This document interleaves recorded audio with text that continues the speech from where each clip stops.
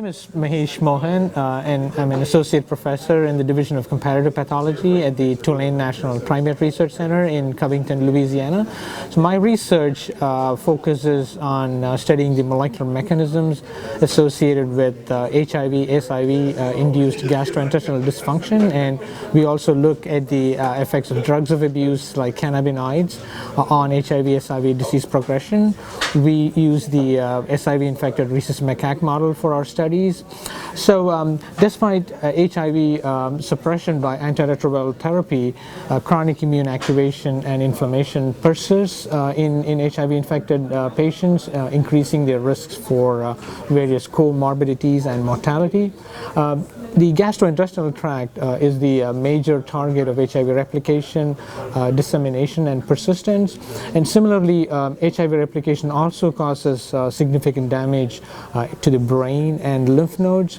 So our studies using the SIV rhesus macaque model demonstrates that administration of cannabinoids, in particular delta-9 tetrahydrocannabinol, which is the most psychoactive anti-inflammatory cannabinoid, significantly inhibited T-cell activation, exhaustion and proliferation, and intestinal inflammation, and these effects were also accompanied by maintenance of intestinal barrier integrity.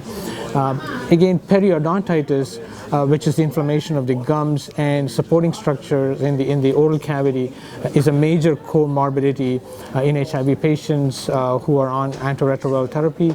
Our studies show that THC administration prevented overgrowth of pathogenic periodontitis causing bacteria in the oral cavity of chronic SIV-infected rhesus macaques.